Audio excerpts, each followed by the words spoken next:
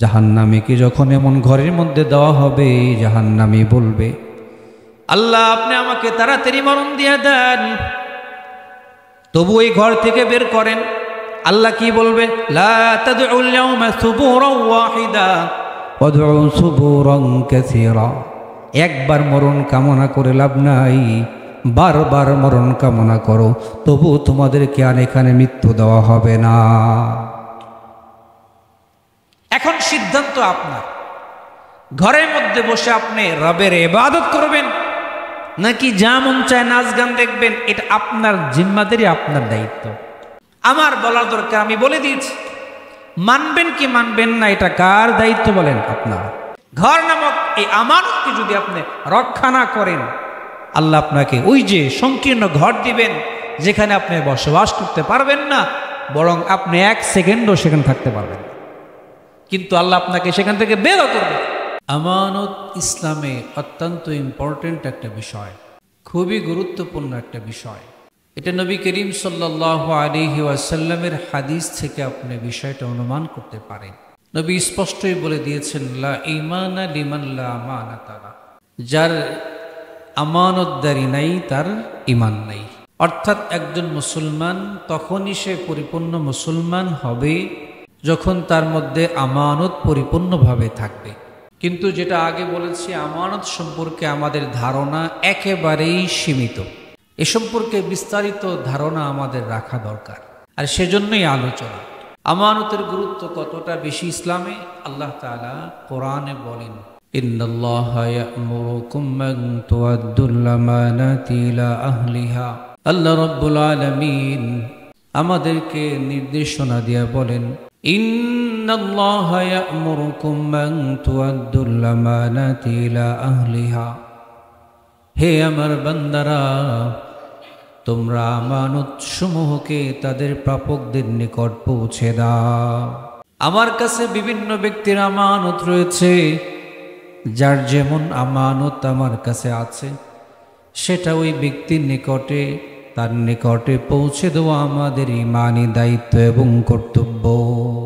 কোরআনুল কারীমের মধ্যে রব্বে কারীম যে বিষয়ে বান্দাকে নির্দেশনা দেন, হুকুম দেন, সেটা বান্দার জন্য মানাটা ফরজ হয়ে যায়। যে বিষয়ে বান্দাকে নিষেধ করেন, সেই বিষয়ে বান্দা বিরত থাকা বান্দার জন্য সেটা আবশ্যক হয়ে যায়, ফরজ হয়ে যায়। আল্লাহ যেহেতু আমাদেরকে বললেন আমানত প্রাপকের নিকট পৌঁছে দেবার জন্য, আল্লাহর পক্ষ থেকে যেহেতু পেগামটা এসেছে, হুকুমটা এসেছে, আমরা যারা বান্দা আছি আমাদের জন্য এটা পালন করা আবশ্যক দায়িত্ব, এটা হলো ফরজ। কিন্তু আমরা আমানত সম্পর্কে খুবই উদাসীন। আমানত কি সেটাই ভালো করে বুঝি না। কি কি আমানত, কার আমানত, কার পক্ষ থেকে আমার নিকট কি কি আমানত, সেটা আমার মোটেও জানা নাই। আমানতের গুরুত্ব এতটা বেশি, নবী তো অন্য হাদিসে বলেই দিয়েছেন যে আমানত রক্ষা করবে না সে মুসলমান থাকবে বটে, সে মুনাফিক মার্কা মুসলমান। নাউজুবিল্লাহ। কি কি আমানতের লিস্ট কিছু কিছু গত 2 জুমায় আলোচনা হয়েছে। গত 2 জুমায় কি কি আমানত এ সম্পর্কে কিছুটা ধারণা আমরা পেয়েছি কিনা। সর্বশেষ যেটা বলেছিলাম, যেই বাড়ি, যেই ঘর আল্লাহ তাআলা আমাদেরকে দিয়েছেন, যে ঘরের মধ্যে আমরা বসবাস করি, এই ঘরটা আল্লাহর পক্ষ থেকে বান্দার নিকট আমানত। মনে আছে কিনা আপনাদের? ঘর, যেই ঘরের মধ্যে আমি বসবাস করি, সেটা হোক পাকা, সেটা হোক কাঁচা, সেটা হোক মাটির ঘর, এই ঘর মালিকের পক্ষ থেকে আমাদের নিকট আমানত। ঘর আল্লাহ কেন দিয়েছেন? আপনি সারাদিন কর্মব্যস্ত থাকেন, সারাদিনের কাজ শেষ করে আপনি বাসার মধ্যে ফিরেন, যদি ঘরটা সুন্দর হয়, বিছানাটা আরামের হয়, আপনি খেয়ে দিয়ে সুন্দর করে ঘুমিয়ে পড়েন, আপনার ক্লান্তি মুহূর্তের মধ্যে দূর হয়ে যায়। এই যে বাসস্থান ঘর, রবের পক্ষ থেকে আমাদের নিকট কি বলেন? আমানত। আমাদের নিকট কি? আমানত। এখানে আপনি ফ্যামিলি নিয়ে বসবাস করবেন, আপনি নিজে সেখানে থাকবেন, সারাদিনের ক্লান্তি আপনার ঘরে এসে দূর হয়ে যাবে। অনেককে দেখবেন বলতে শোনা যায়, মেহমানের বাসায় গেছে, বুঝেন নেই? মেহমানের বাসায় গেছে, মাশাআল্লাহ সুন্দর বাসা, মেহমান তাকে থাকতে বললেও সে থাকে না। যদিও আরামদায়ক বাসা, মেহমানের বাসা থাকে না কেন? নিজের ঘর ভাঙ্গা হইলেও, কাঁচা হইলেও সেই ঘরে একটা আলাদা শান্তি প্রশান্তি আছে না নেই? বলেন, আলাদা শান্তি প্রশান্তি আছে না নেই? আছে। এটা অন্যের ডুপ্লেক্স বাড়িতেও পাওয়া যায় না, যেই শান্তি নিজের ভাঙ্গা ঘরে পাওয়া যায়। এই বাসস্থান রবের পক্ষ থেকে আমাদের নিকট আমানত। আপনি জানেন অনেকের ঘর বাড়ি নেই, এরকম লোক আছে না নেই? রাস্তার মধ্যে ঘুমায়, উপরে ছাদ নেই, বৃষ্টি হইলে আল্লাহর বান্দার জন্য বড় কষ্ট হয়ে যায়। অনেকে দেখবেন সারাদিন ভ্যান চালায়, ভ্যানের মধ্যে শুয়ে থাকে। এরকম লোক আমাদের সমাজে, আমাদের দেশে আছে না নেই? আছে। রিকশার মধ্যে ঘুমায় এমন লোকও দেখেছি। এই যে আল্লাহ আপনাকে ঘর দিলেন, এই ঘরের মধ্যে থেকে আপনি আল্লাহর শুকরিয়া আদায় করবেন। ঘরের মধ্যে থেকে রাতে উঠে আপনি তাহাজ্জুদের নামাজ পড়বেন। ঘরের মধ্যে থেকে আরামে ঘুমিয়ে আপনার বউ, আপনার বাচ্চা সকালবেলা উঠে সলাতুল ফজর আদায় করে কোরআনুল কারীমের তেলাওয়াত করবে। আল্লাহ ঘর এই জন্য দিয়েছেন। ঘর এই জন্য দেন নেই ঘরের মধ্যে ডিশের লাইন লাগাইবেন, ঘরের মধ্যে ওয়াইফাই লাইন লাগায়া যা মন চায় তা দেখবেন, মুভি দেখবেন, সিনেমা দেখবেন, খেলা দেখবেন, আর নামাজ চলে যাবে। চোখের জেনা হবে, চোখের হেফাজত হবে না। এটা আমানতের খেয়ানত। এটা কি বলেন? আমানতের খেয়ানত। বলতেছিলাম অনেকের বাসা তো এমন আছে 5 রুম, 5 রুমে 5টা টিভি আছে না নাই? বলেন, রুচি ভিন্ন। স্বামী স্ত্রী চাহিদা একরকম, স্বামীর চাহিদা একরকম, বউয়ের চাহিদা একরকম, ছেলের চাহিদা আবার ভিন্ন। সে আবার মুভি টুভি দেখে না, বউ কার্টুন দেখে, আছে না নাই? 5 রুমে 5 টিভি, যার যার চাহিদা মতো দেখো, কোনো সমস্যা নাই। এই যে আপনার সন্তান বসে বসে আকাম কুকাম করলো, চোখের হেফাজত করতে পারলো না, নজরের হেফাজত করতে পারলো না, যা মন চাই তা করলো। কি হলো? আল্লাহর হুকুমের লঙ্ঘন হলো, নামাজ শেষ হয়ে গেল, কোরআন তেলাওয়াত হলো না। এই যে আপনি ঘরের হেফাজত করতে পারলেন না, যেটা আল্লাহ আপনাকে আমানত হিসেবে দিয়েছিলেন, যদি আপনি হেফাজত না করেন, আপনার জন্য আল্লাহ জাহান্নামে ঘর রেখেছে। যে ব্যক্তি ঘর নামক আমানতকে হেফাজত করবে না, আল্লাহ তাআলা জাহান্নামে যাওয়ার পর একটা ছোট্ট ঘর দিবেন, যেই ঘরের কথা আল্লাহ তাআলা কালামে পাকের মধ্যে ইরশাদ করেছেন। আল্লাহ বলেন কেমন ঘর হবে? মাকানান দায়িকা মুকাররানিনা দাউ হুনালিকা সুবুরা। যারা ঘর নামক আমানতকে রক্ষা করবে না, হেফাজত করবে না, যা মন চায় তা করবে, আল্লাহ তাআলা একটা সংকীর্ণ ঘর দান করবেন। যে ঘরের মধ্যে যাওয়ার পর জাহান্নামী বলবে, মালিক আমাকে আপনি মওত দিয়া দেন, তবু এই ঘর থেকে আপনি বের করেন। বউ তো আমার কাছে ভালো, কিন্তু এই ঘরে থাকা আমার জন্য বড় কষ্টকর। কেমন ঘর? আমেরিকার 2টা কারাগার আছে, একটা হলো আবু গরিব কারাগার, আর একটা হলো গুয়ান্তানামো বে কারাগার। নাম শুনছেন নাকি? পৃথিবীর 2 কুখ্যাত কারাগার। 2 দ্বীপের মধ্যে আমেরিকা করেছে, বিশ্বের বিভিন্ন মুসলমানদেরকে ধরে নিয়ে সেখানে নির্যাতন করে। সেই জায়গার কিছু ঘরের ছবি আমরা ইন্টারনেটের মাধ্যমে দেখতে পেরেছি। কেমন ঘর? এতটাই নিচা, একজন ব্যক্তি বসতেও পারে না, তাকে ঘাড় বাঁকা করে বসতে হয়।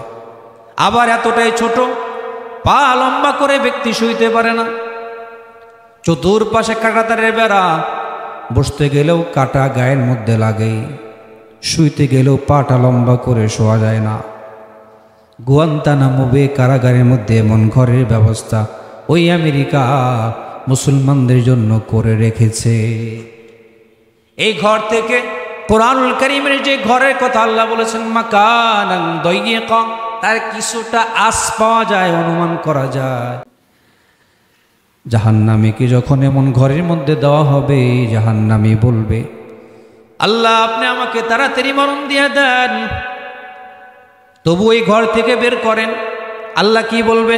লা তাদউল ইয়াওমা সুবুরান ওয়াহিদা ওয়াদউ সুবুরান কাসীরা। একবার মরণ কামনা করে লাভ নাই, বারবার মরণ কামনা করো, তবু তোমাদেরকে আর এখানে মৃত্যু দেওয়া হবে না। এখন সিদ্ধান্ত আপনার, ঘরের মধ্যে বসে আপনি রবের ইবাদত করবেন নাকি যা মন চায় নাচ গান দেখবেন, এটা আপনার জিম্মাদারি, আপনার দায়িত্ব। আমার বলার দরকার, আমি বলে দিয়েছি। মানবেন কি মানবেন না এটা কার দায়িত্ব বলেন? আপনার। ঘর নামক এই আমানতকে যদি আপনি রক্ষা না করেন, আল্লাহ আপনাকে ওই যে সংকীর্ণ ঘর দিবেন যেখানে আপনি বসবাস করতে পারবেন না, বরং আপনি এক সেকেন্ডও সেখানে থাকতে পারবেন, কিন্তু আল্লাহ আপনাকে সেখান থেকে বেরও করবে। অনেককে বলতে শোনা যায়, হুজুর টিভির মধ্যে আমি বসে বসে খবর দেখি। আমি একজনকে বললাম, টিভির মধ্যে খবর দেখেন, টিভির মধ্যে খবরটা পড়ে কে? মাঝে মাঝে পুরুষরা পড়ে, মাঝে মাঝে মহিলারা পড়ে, আসে না নাই? ভালো করে বুঝেন, যাকে দেখা জায়েজ নাই তাকে দেখা যাবে না। একটা মেয়েকে দেখা যায় না, এটা হারাম। সরাসরি দেখা যেমন হারাম, তার ছবি দেখা হারাম, তার ছায়া ছবি দেখাও হারাম। একটা হলো সরাসরি দেখা, এটা তো সরাসরি দেখা, আর একটা হলো পত্রিকার মধ্যে ছবি আছে, এটা হলো ছবি। আর টিভির মধ্যে যেটা দেখা যায় এটা কি বলে? এটার নাম কি? ছায়া ছবি। আছে না নাই? এজন্য ইসলাম বলে যাকে দেখা যাবে না তাকে দেখা যাবে না, তার ছবি দেখা যাবে না, তার ছায়া ছবি দেখা যাবে না। আপনি বসে বসে খবর দেখলেন, খবরটা পড়ে কে? সে তো আপনার কোনো আত্মীয় হয় না। আত্মীয় হয় নাকি? আপনার মা পড়লে আপনি দেখতে পারবেন, আপনার বোন পড়লে আপনি দেখতে পারবেন, আপনার বউ পড়লে দেখতে পারবেন, ফুফু পড়লে দেখতে পারবেন, খালা পড়লে দেখতে পারবেন, অন্য কেউ পড়লে দেখতে পারবেন? কোনোভাবেই তো জায়েজ হয় না। কেমনে মুসলমান বাঁচবা? এজন্য নিজের ঈমানকে হেফাজত করতে হবে। এই ঘর আল্লাহর পক্ষ থেকে আমাদের নিকট আমানত। রক্ষা করলে বিশাল জান্নাত, রক্ষা না করলে একেবারেই ছোট্ট জাহান্নাম দান করবেন, নাউজুবিল্লাহ। এই ঘর তাহলে কি বলেন? আমানত। ঘর কি? কয়টা বলবো? অভাব নেই আমানতের। মুহতারাম হাজিরার, একটা খুব গুরুত্বপূর্ণ আমানত হলো, আমরা যারা চাকরি করি, আছে না নাই? চাকরির মধ্যে বলে দেওয়া আছে 10টা থেকে 8টা পর্যন্ত ডিউটি। কথার কথা, আছে না নাই? এই যে 10টা থেকে 8টা পর্যন্ত অফিস কয় ঘন্টা হলো? 10 ঘন্টা। 12 ঘন্টা, 8 ঘন্টা, 10 ঘন্টা, 15 ঘন্টা ডিউটি, আছে না নাই? কোম্পানি, সরকার আপনাকে বলে দিয়েছে 10 ঘন্টা ডিউটি করলে তুমি মাস শেষে 50,000 টাকা বেতন পাবা, 40,000 টাকা বেতন পাবা, 50,000 পাবা, 1 লাখ পাবা, আছে না নাই? ইসলাম বলে এই যে সময়টা তোমাকে দেওয়া হলো, এই সময়টা মালিকের পক্ষ থেকে, সরকারের পক্ষ থেকে, তুমি যে কর্মচারী, তোমার নিকট এটা হলো আমানত। সময়টা কি? তোমার নিকটে আমানত। তোমাকে পূর্ণ ঘন্টা ডিউটি করতে হবে। তুমি ইচ্ছা করে 2 ঘন্টা পরে আসলা, 2 ঘন্টা আগে চলে গেলা, কাজ নাই আমি চলে যাই। সরকার তোমাকে বলে নাই, কোম্পানি তোমাকে বলে নাই কাজ না থাকলে তুমি চলে যাইতে পারবা। সরকার তোমাকে বলে দেয় নাই, কোম্পানি বলে দেয় নাই। তুমি যে পরে আইলা, আবার আগে চলে গেলা, তুমি যে মাস শেষে 50,000 টাকা বেতন নিলা, তোমার বেতনটা হালাল না হারাম?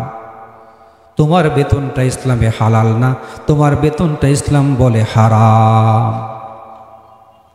তার কারণ হলো সময়ে যে আমানত তুমি রক্ষা করো নাই, তোমার জন্য হালাল থাকলো না, এটা হারাম হয়ে গেল। এজন্য এই টাইমটা সরকারের পক্ষ থেকে, কোম্পানির পক্ষ থেকে তোমার নিকট আমানত। কয়জন রক্ষা করে? চিন্তা করে, আজকে অফিসে কাজ নাই, একটু আগে আগে চলে যাই, আছে না নাই? আবার অনেক সময় মিথ্যা কথা বলে, বাসায় আমার বউ অসুস্থ, বাচ্চা অসুস্থ, স্যার একটু ছুটি দেন। আসলে কিছুই না, আগে আগে ছুটি নিয়ে চলে আসে। বসকে তো বললেন, আল্লাহকে কেমনে বুঝাইবেন? আপনি মিথ্যা বলেছেন, আল্লাহকে বোঝানো সম্ভব না। কিয়ামতের দিন ধরা খাইতে হবে, আমানত রক্ষা না করার কারণে ধরা। এমনিভাবে আপনি অফিসের মধ্যে আছেন, বড় কর্মকর্তা, অফিস আপনাকে গাড়ি দিয়েছে, আপনি আসা যাওয়ার কাজে ব্যবহার করবেন। অনেককে অফিস কর্তৃপক্ষ গাড়ি দেয় কি দেয় না? আল্লাহর বান্দা নিজে অফিসে আসে, বাসায় যায়, আবার বাচ্চাটাকে স্কুলের মধ্যে গাড়ি দিয়ে পাঠায়, আসে না নাই? বাচ্চাকে তো স্কুলে নিয়ে যাওয়ার কথা না, তুমি শুধু অফিসে আসবা আবার বাসায় যাবা, এই কাজের জন্যই তোমাকে গাড়ি দেওয়া হলো।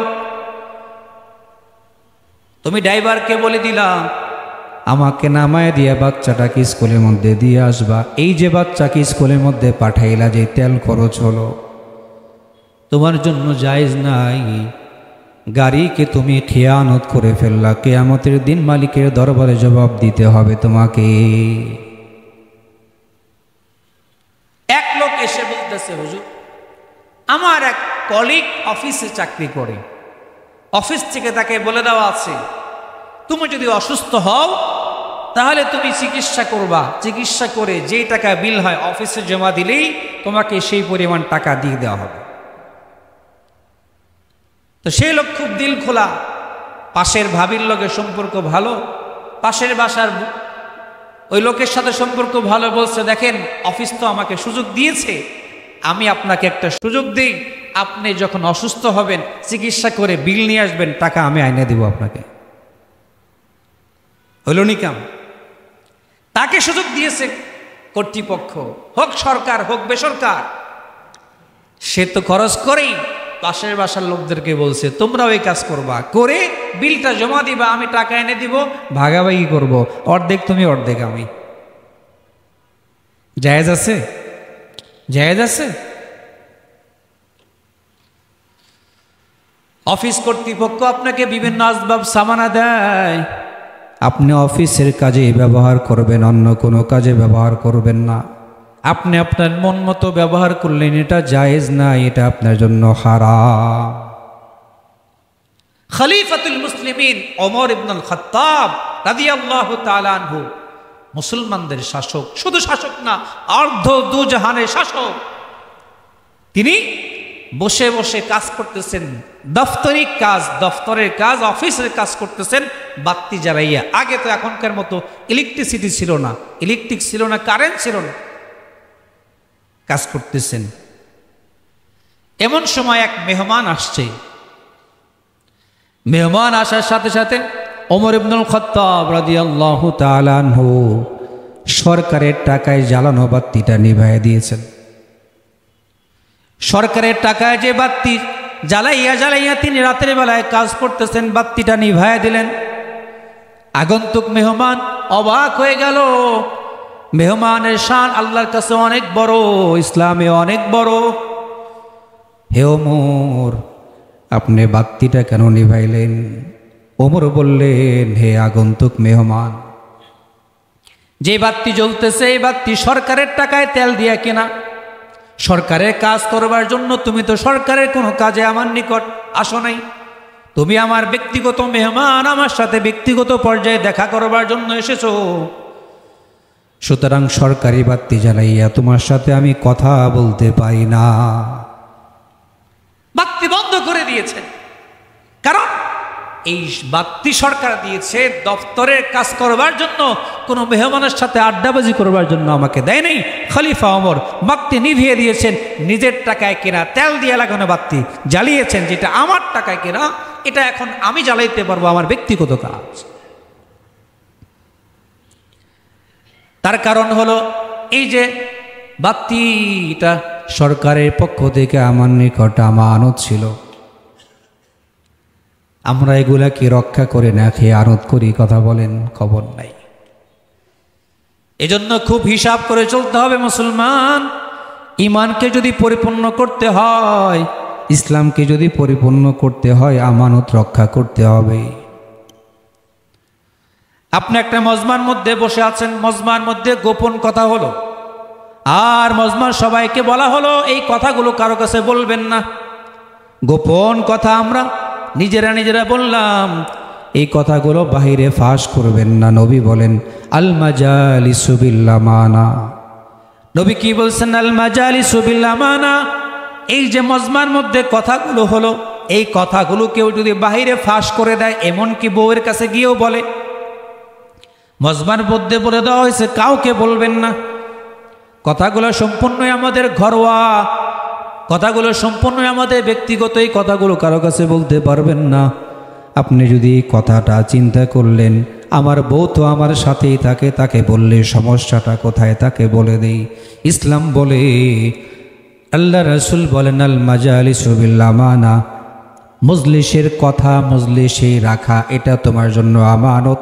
যখন তুমি বউয়ের কাছে বললা, এটা তোমার জন্য খিয়ানত হলো, নাউজুবিল্লাহ।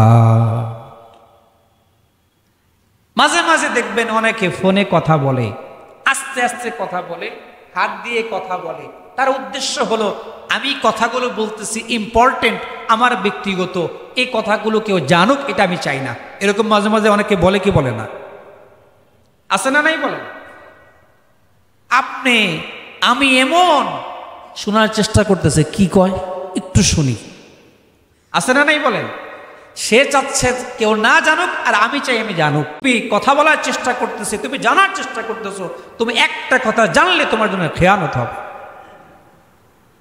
তোমার জন্য জানা জায়েজ নেই। সে জানাইলে জানতে পারবা, না জানলে জানতে পারবা।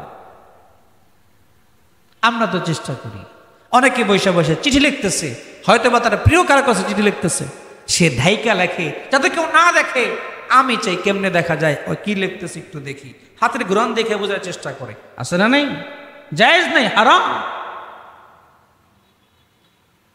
অনেককে দেখা যায়, ভাই ফোনটা একটু দেন, ভালো করে শুনবেন, এগুলো ইসলামের কথা, কোরআন এবং হাদিসের কথা, এগুলো আমরা মানি না। ভাই আপনার ফোনটা একটু দেন, আমি একটু 2 মিনিট কথা বলি। কথা বলা শেষ, এবার গ্যালারির মধ্যে ঢুকে পড়ছে, আছে না নাই? গ্যালারির মধ্যে কার কার ছবি আছে সব কিছু দেখে, আছে না নাই? তোমাকে গ্যালারি দেখার অনুমতি তোমাকে কে দিয়েছে বলো? তুমি কথা বলতে নিয়েছো, তুমি গ্যালারি দেখতে কেন গেলা? গ্যালারি দেখার অনুমতি তো তোমাকে মালিক দেয় নাই, দিয়েছে? যদি না দিয়ে থাকে তুমি কেন দেখতে গেলা? তোমার জন্য অন্য কিছু, ফোন ব্যতি রেখে, ফোন কল ব্যতি রেখে অন্য কিছু দেখা, অন্য কিছু ব্যবহার করা জায়েজ নেই। তোমার নিকট আমানত, ভালো করে বুঝো, ইসলাম তোমাকে আমানত দিয়েছে, আমানত রক্ষা না করলে তোমার ঈমান পরিপূর্ণ না। এজন্য কেউ লুকাইতে চাইলে এটা লুকাইয়ে রাখতে হবে, এটা বাহিরে প্রকাশ করা যাবে না। ফোনের কথা বলতেছিলাম মোহতারাম হাজরিন, সেম টু সেম এগুলো আমাদের মধ্যে আছে।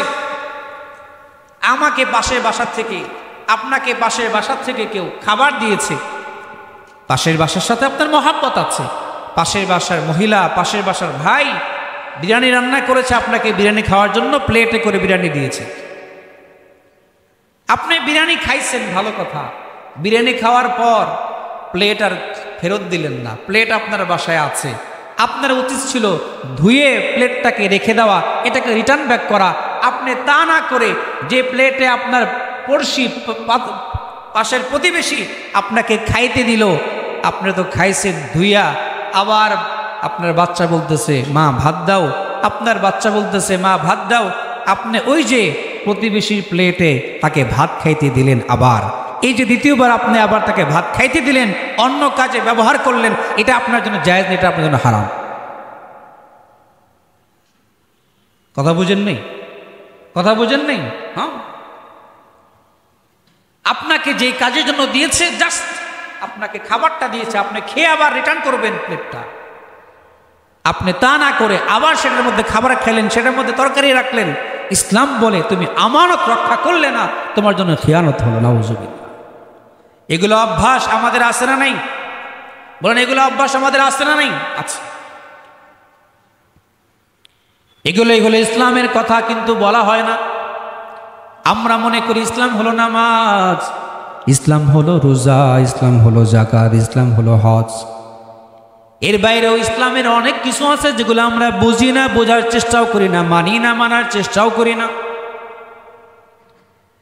আমাদের মধ্যে এমন অবস্থা আছে না নাই? এগুলা কে জানে? এগুলা অন্য ব্যক্তির পক্ষ থেকে আমাদের নিকট আমানো। এখন একটা কথা বলি, যারা বাড়িওয়ালা আছেন হুঁশিয়ার, কি জন্য বলতেছি ভালো করে শুনেন, আপনাদেরকে না বললে কিয়ামতের দিন জবাবদিহিতা করতে হবে আমার। বলেন তো, আপনার বাড়ি আছে, বাড়ির পাশে যে রাস্তা, এটা কি আপনার না সরকারের? ভালো করে বুঝেন এটা কার। আপনার বাড়ি আছে, ব্যক্তিগত রাস্তা থাকলে সেটা ভিন্ন কথা। ব্যক্তিগত রাস্তা যদি না হয়ে সেটা সরকারি রাস্তা হয়, এই সরকারি রাস্তার মালিক কি আপনি না পুরা সকল জনগণ? ভালো করে বলেন, আপনি না সকল জনগণ? রাস্তা আপনার বাড়ির পাশে, ঠিক আছে, উলামায়ে কিরাম বলেন কিতাবের মধ্যে লেখা আছে আপনি যে ওই যে বিল্ডিংয়ের পানি পড়ার জন্য বড় করে একটা পাইপ লাগায় দিলেন, বৃষ্টি আইলে পানি পড়ে কই? আপনার বাড়ির আঙ্গিনা না রাস্তায়। রাস্তা যে ক্ষয় হয় এর জবাব আপনাকে কিয়ামতের দিন দিতে হবে। পানি পড়ে মানুষ হাঁটা চলা করতে পারে না, আপনার বাড়ির পানি মানুষের গায়ের মধ্যে পড়ে, কিয়ামতের দিন জবাবদিহি করতে হবে। বাড়ির মধ্যে উঠবেন, আপনি হুন্ডা কিনেছেন, আছে না নাই? হুন্ডা উঠবার জন্য আপনি সুন্দর করে লেবেল করেছেন একেবারে সরকারি রাস্তা পর্যন্ত, আছে না নাই?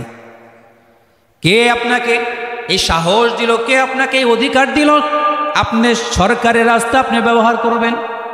না, সরকারে 1 ইঞ্চি রাস্তা ব্যবহার করার অনুমতি ইসলাম আপনাকে দেয় নাই। খবরদার, এটা আপনি করতে পারবেন না। অনেককে দেখা যায় আমাদের এলাকায় ব্যবসায়িক প্রতিষ্ঠান অনেক, আমি দেখি অনেকের দোকান ভাড়া নিচ্ছে। আপনি কি রাস্তা ভাড়া নিয়েছেন? ও ব্যবসায়ী ভাইরা বলেন, আপনি দোকান ভাড়া নিয়েছেন, আপনি কি রাস্তা নিছেন? রাস্তা সরকারি আছে, রাস্তাকে অবাধ রাখতে হবে, মানুষ যেন চলাফেরা করতে পারে। দোকান নিছেন, ভালো কথা, দোকানের সামনে গাড়ি রাখেন কেন? গাড়ি রেখে আপনি রাস্তার মধ্যে জ্যাম সৃষ্টি করলেন, কিয়ামতের ময়দানে জবাবদিহি করতে হবে আপনাকে। এত সহজে যান না। আপনি দোকান ভাড়া নিয়েছেন, গাড়ি ব্যবসা করতেছেন, রাখেন দোকানের মধ্যে গাড়ি, যা মন চায় তা রাখেন। ব্যক্তিগত গাড়ি আপনি শোরুমে ঢোকান না, আপনি বাহিরে রাখেন। এই অনুমতি আপনাকে কে দিয়েছে? ইসলাম আপনাকে এই অনুমতি দেয় না। কিয়ামতের দিন জবাবদিহিতা করতে হবে। জবাব দিয়ে তারপরে জান্নাতে যাবেন, তার আগে জান্নাতে যাইতে পারবেন না। মোহতারাম হাজিরিন, আমরা যে আলেম হইলাম, মানুষ আমাদেরকে আলেম বলে। খতিব হইলাম, মানুষ আমাদেরকে খতিব বলে। ইমাম হইলাম, মানুষ আমাদেরকে ইমাম বলে। আমাদের নিকট দ্বীন ইসলাম আমানত, ইসলামের শিক্ষা আমাদের নিকট আমানত। এই যে এতক্ষণ কথাগুলো বললাম, হয়তো বা কারো মন খারাপ হইতে পারে, কিন্তু যায় আসে না আমার। আমাকে বলতে হবে, না বললে কিয়ামতের দিন আল্লাহর দরবারে আমাকে জবাবদিহি করতে হবে। আল্লাহ আমাকে বলবেন, তুমি তো কোরআন হাদিসের জ্ঞান রাখতা, জানতা, বলো নাই কেন? কিয়ামতের দিন আমি কি জবাব দেব? এই জন্য আমাকে সব কিছু বলতে হবে, একটাও ভিতরের মধ্যে রাখা যাবে না। কে কি মনে করলো দেখার বিষয় না, আল্লাহ কি মনে করলো সেটা আমার কাছে দেখার বিষয়, নবী কি মনে করলেন সেটা আমার কাছে দেখার বিষয়। কে কি মনে করলো, এলাকার প্রভাবশালী ব্যক্তি কি মনে করলো আমার দেখার বিষয় না। মন খারাপ করলেও আমার কিছু যায় আসে না। কিতমান ইলমকে লুকানোর গুনাহ আমি করতে পারি না, কিয়ামতের দিন কি জবাব দিব? এজন্য যা জানি সব আমাকে বলতে হবে। আমি এজন্য আমানত, ইলমে দ্বীন, ইসলামের শিক্ষা আমার নিকট আমানত, আমাকে সব বলতে হবে। কে কি মনে করলো দেখার সময় নেই। যদি এই আমানত আমি রক্ষা না করি, কিয়ামতের দিন আল্লাহ তাআলা আমার এই যে জিহ্বাকে জাহান্নামের আগুনের কেচি দিয়ে কাটবেন, নাউজুবিল্লাহ। কথা বুঝেন নেই? হ্যাঁ, যারা উল্টা পাল্টা বকে, ইসলামের নামে সত্য কথা বলে না, জানে কিন্তু বলে না। নবী বলেন, আমি মেরাজের রজনীতে গিয়ে দেখে এসেছি আল্লাহ তাআলা ফেরেশতারা জাহান্নামের কেচি দিয়ে এদের জিহ্বাগুলো কাটতেছে। নবী বললেন, হে জিব্রাইল, এরা কারা? জিব্রাইল বললেন, দোস্ত, এরা হলো আপনার উম্মতের ওই সকল ব্যক্তি যারা ইসলামের নামে উল্টা পাল্টা বকত, যা ইসলামে নাই তা বলার চেষ্টা করত, আবার যা আছে তা বলতো না। এই অপরাধের কারণে ফেরেশতা তাদের এই জিহ্বাকে কাটতেছে। একবার কেটে শেষ করে শেষ পর্যন্ত যায়, আস্তে আস্তে পুরো জিহ্বাটা আবার ভালো হয়ে যায়, আবার কাটা শুরু করে, আবার শেষ পর্যন্ত যাইতে না যাইতে প্রথম দিকে ভালো হয়ে যায়। জিব্রাইল বললেন, এইভাবে কিয়ামত পর্যন্ত চলবে। সমস্যা আছে না নাই? আমাকে বলতে হবে কি হবে না? এই জন্য আসুন, সময় আমার শেষ, সময় বেশি হয়ে গেছে। মোহতারাম হাজিরিন, আমানত ব্যাপক অর্থে আমানত, আমানত আমাদেরকে রক্ষা করতে হবে। রক্ষা না করলে জবাব দিতে হবে কার কাছে বলেন? আল্লাহর কাছে। এই জন্য আমরা আমানত সম্পর্কে সচেতন হই। মোহতারাম হাজিরিন, ছোট্ট করে বলি, এই যে সন্তান আদি আল্লাহ আপনাদেরকে দিয়েছেন, এই সন্তানগুলো আপনাদের কাছে আমানত। এই যে বউ আপনি বিবাহ করেছেন, বিবি আপনার নিকট আমানত। আমানত কি? আপনি তাকে দিনদারিত্ব শিখাবেন, দিন শিখাবেন, দিনের পথে চালাবেন, বউকে পর্দার মধ্যে রাখবেন। যদি বউকে পর্দায় না রাখেন, দিন না শিখান, নামাজের কথা না বলেন, সন্তানদেরকে দিনের কথা না বলেন, নামাজ না শিখান, কিয়ামতের দিন এই সন্তান, এই বিবি আপনার বিরুদ্ধে মালিকের দরবারে, আল্লাহর দরবারে অভিযোগ দায়ের করবে। আল্লাহ নিজেই বলে দিয়েছেন, রব্বানা ইন্না আতানা সাদাতানা ওয়া কুবারানা ফাআদাল্লুনা সাবিলা। সন্তানকে যখন বলা হবে যাও জাহান্নামে, বিবিকে যখন বলা হবে যাও জাহান্নামে, সন্তান বলবে, রব আমি জাহান্নামে কেন যাব? আমার মা বাবা আমাকে দিন না শেখানোর কারণে আমি দিনদারিত্ব পাই নাই, দিনের পথে চলতে পারি নাই। জাহান্নামে যদি যাইতে হয়, মা বাবাকে নিয়ে আসেন, জাহান্নামের গেটে দাঁড় করান, তাদের ঘাড়ে পাড়া দিয়ে জাহান্নামে যাব। এজন্য দায়িত্ব আপনার। কি করবেন আপনি সন্তানকে, বিবিকে কোন পথে চালাবেন, এটা সন্তান বিবি মালিকের পক্ষ থেকে আপনার নিকট আমানত। আমানত রক্ষা করলে জান্নাত, না করলে জাহান্নাম। আল্লাহ তাআলা আমাদের সকলকে সব আমানতগুলো রক্ষা করে চলার তৌফিক দান করেন। সকলে পড়ুন আমিন। ওয়া আখিরু দাওয়ানা আলহামদুলিল্লাহি রাব্বিল আলামিন।